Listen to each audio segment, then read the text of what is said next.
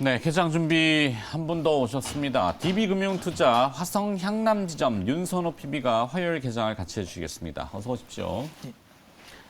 자, 윤선호 PB한테 바로 가야 되겠습니다. 오늘 윤선호 PB가 보시는 기업.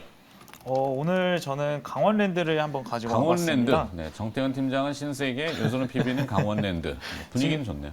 최근 뭐 시장이 조금 불안정하다 보니까 좀 이제 좋아질 수 있는 모멘텀을 있는 거 가지고 이제 단기적으로 좀 접근하시는 게 좋을 것 같은데 뭐 강원랜드 같은 경우는 이제 카지노, 숙박 레저 사업을 영위하는 리오프닝 관련 주로 이제 많이들 알고 계시고 있습니다. 뭐 4분기 매출액은 2,421억, 영업 손실은 200억 정도 적자가 나왔는데 뭐 200억 정도 적자가 나온 거는 바로 4분기 인센티브나 이제 인건비 상승에 따라서 이제 적자가 나왔고 또 이제 지난 12월 18일 오미크론의 영향으로 가장 강력한 제재가 들어갔습니다. 기존 이제 20시간 정도 영업을 하던 것이 40% 정도 감축돼서 12시간 정도 이제 영업을 지속했는데요.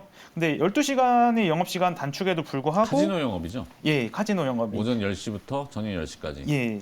뭐 12시간 정도 영업시간 단축에도 불구하고 이제 3분기와 유사한 이제 매출액을 이제 기록했는데 이것이 좀 고무적인 것 같습니다. 뭐 방문객은 3분기 25만 명에서 이제 4분기 30만 명으로 이제 꾸준히 증가하는 모습을 계속 보여주고 있고요. 뭐 1일 동시 체류 인원은 약 3천 명으로 제한했지만 실제로는 한 3,500명 정도 꾸준히 계속 오고 있는 것 같습니다. 네. 그리고 최근 이제 정부에서 오미크론을 계절 독감 전환에 한다고 이제 아직 밝히지는 않았는데 이제 검토를 하고 있는데 만약 이에 따라서 방역 체계가 하향된다면은 뭐 강원랜드 쪽에는 좀 더 수혜를 볼 수 있을 것 같고 만약에 이번에 방역 체계가 하향이 되지 않는다 방역 체계가 하더라도 완화되면은. 예, 완화가 되지 않는다 하더라도 뭐 올해 중으로는 코로나 관련해서 조금 이제 영향을 벗어나서 올해는 턴어라운드가 가능할 것으로 예상되기 때문에 뭐 매수 가격은 25,000원에서 26,000원 정도 그리고 손절 가격은 24,500원으로 좀 짧게 잡아봤고요. 목표 가격은 한 3만 원 정도로 조금 단기적으로 매매 한번 해보시면 좋을 것 같습니다. 네. 자, 강원랜드를 윤선우 PB가 지금 포인트로 짚어주셨네요. 죄송합니다. 가격 전략도 참고해 보시면 되고요. 전 팀장님, 네. 개장 분위기. 네. 일단은 뭐 미국 증시가 좀 진정세를 보이게 되면서 일단 코스피도 마찬가지로 일단 진정세를 좀 보이는 것 같습니다. 0.18% 정도 현재 하락 출발할 것으로 보이고 있는 상황입니다. 일단 어쨌든 중요한 것은 하락세가 좀 진정이 되는지가 좀 중요하기 때문에 일단 오늘 투자 심리가 전반적으로 안정을 찾게 되면서 일단 상승까지도 한번 노려보자는 말씀드리고 싶고요. 그리고 코스닥 같은 경우는 1% 정도 이제 하락 출발이 예상되고 있는 상황입니다.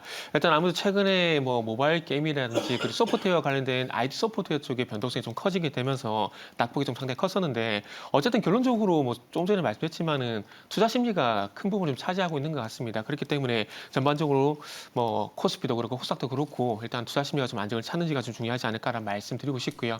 뭐 이렇게 말씀드린 연유는 뭐 지금 만기일 전과 후와 달라지지 않은 부분은 어쨌든 외국인의 수급이 유지가 되고 있다는 겁니다. 그렇기 때문에 수급적인 요인이나 어쨌든 대외 변수 부분도 분명히 뭐 있겠지만은 그럼에도 불구하고 이런 대외 변수라든지 수급적인 요인보다는 좀 투자 심리적인 부분들 아직까지 좀 바닥이 났던 확신이 한지 이런 부분이 많이 좀 부족하기 때문에 뭐 이런 현상이 좀 발생되는 것이 아닌가라 좀 볼 수가 있을 것 같고요. 네. 현재 뭐 삼성전자라든지 그리고 하이스 같은 경우 현재 보합권 정도 출발이 예상이 되게 되면서 아마 낙폭 좀 축소시키지 않을까라는 그런 기대감들을 좀 가질 수 있지 않을까라는 말씀드릴 수 있을 것 같습니다. 그리고 전에 좀 강세를 보였었던 그 LPG 가스 그리고 유가 관련주들 네. GSA가 이제 7%까지 상승 출발이 예상이 되고 있는 상황이고요. 그리고 중앙에너비스 같은 경우에는 지금 이제 0.5% 정도 약보합권 출발이 예상이 되게 되면서 전반적으로 일단은 뭐 가스라든지 유가 관련된 종목들이 출발이 좀 엇갈리지 않을까라는 말씀드리고 싶고요. 그리고 개장 후에 좀 짚어봐야 되겠지만 현재 이지바이오가 이제 상한가 출발이 예상이 되고 있는 상황입니다. 일단은 뭐 이것도 예상을 하시겠지만 러시아 쪽 이슈가 제가 볼 때 좀 반영이 되는 것 같은데 사료 아닙니까? 네, 맞습니다. 이지바이오도. 사료 관련주들. 그래서 일단은 가스라든지 그리고 유가 이런 종목들 그리고 알루미늄 이런 종목들에 이어서 일단 전반적으로 곡물 쪽으로도 이제 이 러시아 모멘텀이 이슈가 좀 반영이 되는 것 같습니다. 그러면 이제부터 준비해야 될 부분은 이제 곡물 관련된 종목들, 곡물 관련 이슈가 발생되면서 사료 관련된 종목들이 강세를 보이게 되면은 이어서 이제 동물용 사료지 않습니까? 그러면 이제 돈육 가격 상승 요 얘기가 나올 가능성이 있을 것 같거든요.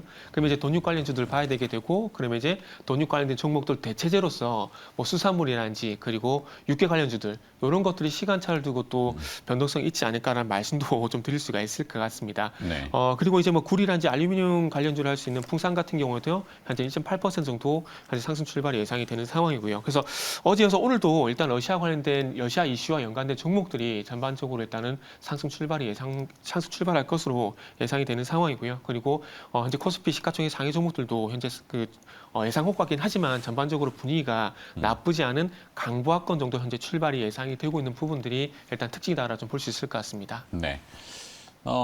KCC 좀 호가가 조금 독특한데 네. 한번 살펴봐 주시면 좋겠고, 그다음에 코스닥 쪽 동시 호가 접상은 어떤지요? 코스닥 쪽도 이제 점차 1% 정도 하락 예상으로 출발을 하다가 점차 좁혀가는 모습을 보이고 있는데요.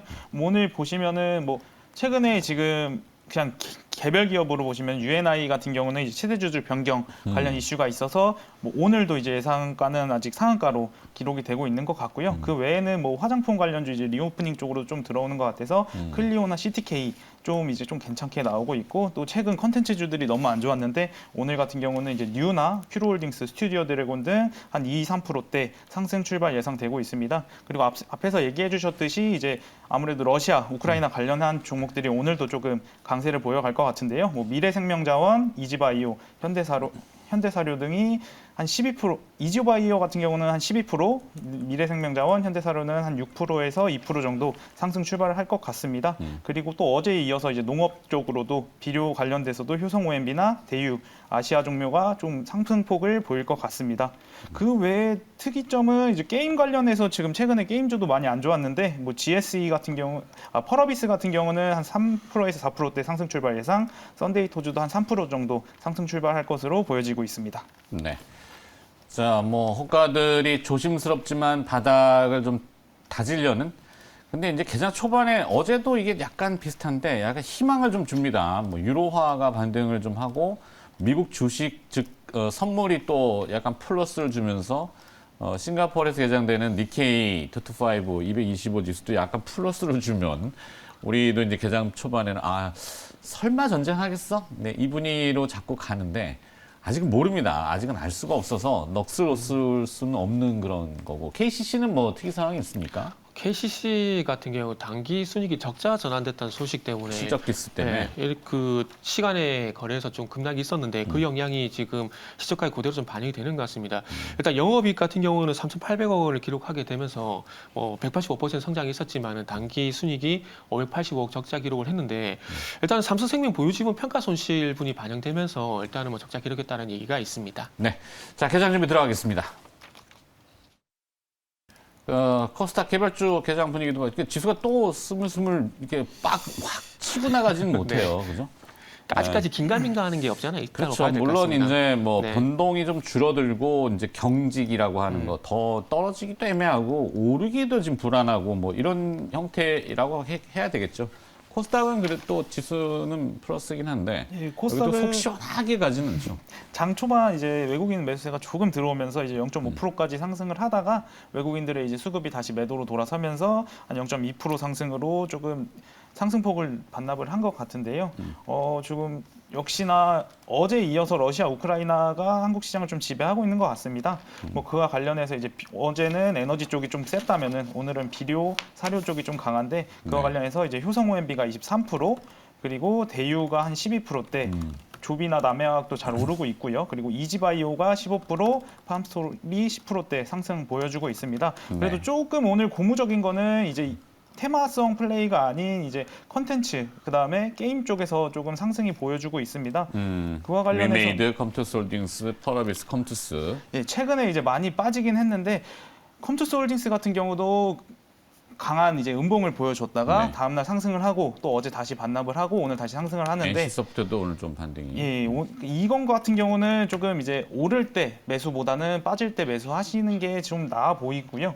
그리고 또 이제 다른 거는 이제 모바일 컨텐츠 네오이즈홀딩스, 컴투스, 펄어비스, 위메이드 오늘 다 잘 올라가지고 있고, 그다음에 2차 전지 쪽에서도 피롭틱스나 디아크, 영화테크가 좀 이제 바닥을 다지고 좀 반등을 하려는 모습을 보이고 있습니다. 근데 아직까지는 시장이 또 이제 코스닥이 지수가 돌아섰는데 이제 하락으로 시장은 아직까지 조금 시원하게 상승하려면은 시간은 좀 더 걸릴 것으로 보이기 때문에 좀 조급한 마음을 가지고 매매하시기보다는 좀 느긋하게 좀 관심 있는 종목들을 좀 추적해 보면서 좀 매매를 하시는 게 좋을 것 같습니다. 그러니까 뭐 터닝 포인트라고 해야 되나요? 반전의 포인트가 지금 좀 없죠.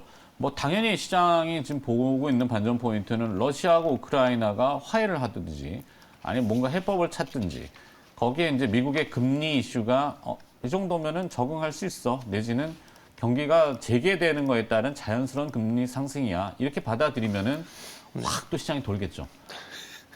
언제쯤? 17일? 그러게요. 그거를 제가 모르겠네요. 그걸 말씀드리고 싶은데 저도 콕 집어서 말씀드리고 싶은데 그러니까. 참 그게 쉽지가 않네요. 그리고 자, 지금 연준에서 뭐 긴급회의에서 이번 주에 뭐 금리 인식, 긴급 회동이라고 하는데 별거. 그런 거 얘기 나오고 지금 5번에서 또 7번으로 횟수 뭐 7번까지 나왔어요. 네. 나온 올해 상황이기 7번 때문에. 이상까지 나왔으니까. 그래서 소위 말씀드렸지만은 그 5번에서 7번 뭐 긴급회의 얘기 나오다 보니까 갈피를 못 잡는다고 보는 게 좀 맞을 것 같습니다. 그러다 보니까 갈피가 잡힌다는 게 결국 투자 심리가 제자리에 돌아온다는 얘기이기 때문에 일단 투자 심리가 제자리 돌아올 때까지는 조금만 기다리면 좋지 않을까 생각이 들고 그리고 전 개인적으로 지금은 뭐 예상했던 조정이라 봐야 될 것 같습니다. 일단 네. 만기 지난주 이 시간에 말씀드렸지만 만기일까지 한번 2,800포인트를 보자고 좀 말씀드렸는데 예상대로 이제 꺾인 상황이기 때문에 일단은 여기서 조금 그 하락세만 좀 진정되게 된다라면은 소위 말하는 그 이중바닥 패턴으로 좀 올라가지 않을까라는 그런 기대도 저는 해봐도 된다고 생각을 하고 있습니다. 대충 뭐 그 정확치는 않습니다만 2월 중에는 바닥이 좀 나올 거다 이렇게들 보시는 분들이 전문 영역에 계신 분들 의견이 좀 많더라고요. 참고를 한번 해보시는 것도 좋을 네. 것 같고. 자, 전략은 그래서 좀 네네. 세워주셨나요?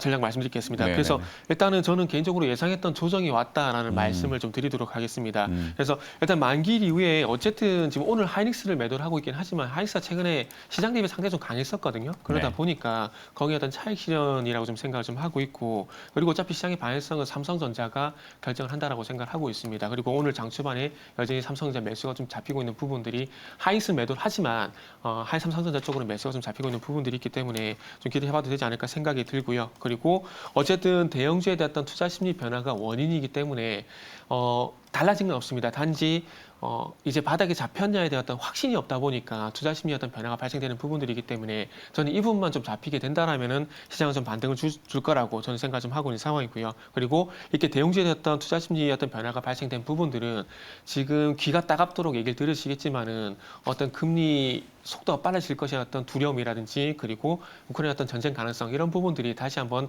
투자 심리 훼손하는 부분들이 있기 때문에 이런 부분들이 좀 자리 잡을 때까지 좀 기다리시고요. 그래서 저는 개인적으로 한 2,670포인트 그 전후에서 진정세를 보일 가능성이 상당히 높다라고 좀 생각을 하고 있는 상황입니다. 그리고 최근에 어떤 그 외국인의 파생 포지션이라든지 그리고 현물 수급 같은 경우에 크게 달라진 부분은 없기 때문에 저는 그런 연유로 해서 일시적인 조정이라고 좀 생각을 하고 있는 사람 중에 한 명이라고 좀 말씀드리고 싶고요. 그리고 뭐 IT 같은 경우는 뭐 IT와 같은 대형주 같은 경우는 분할 매수 차원에서는 좀 괜찮다라고 생각을 하고 있는 상황입니다. 그리고 최근에 러시아 관련해서 뭐 가스라든지 뭐 알루미늄, 구리 그리고 오늘은 또 사료 관련 종목들 강세를 보이고 그리고 또 앞으로 또 예측해 보자면은 또 사료 관련해 갖고 돈육 관련주들, 수산물, 육계 또 이렇게 순환매 돌 거거든요. 그래서 이런 것들은 이미 예상되는 부분들이기 때문에 좀 단기 대응을 하시라라는 말씀을 좀 드리도록 하겠습니다. 네. 그러니까 무엇이 내일 어떻게 다가올지는 아무도 알 수는 없죠. 윤선호 PB는 시장 전략을 어떻게 좀 보고 계시는지. 역시나 러시아 우크라이나 지정학적 리스크가 진짜 자, 이제 지금 러시아 말도 나오겠어 이렇지 않을게. 스바시반가요? 뭐죠? 모르겠어요. 네. 안녕하세요라고 하잖아요. 네. 저도 러시아어는 잘 몰라서 저도 잘 몰라요.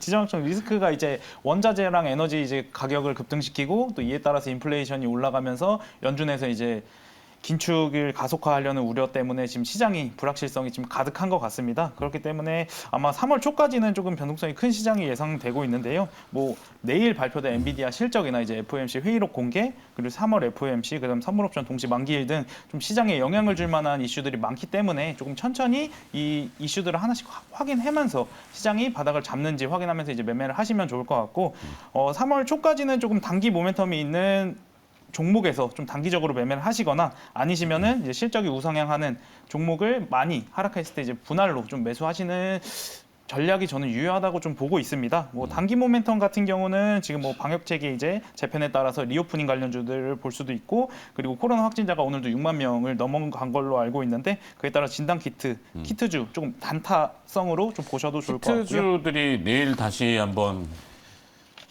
또 이슈 좀 주목될 것 같기도 해요.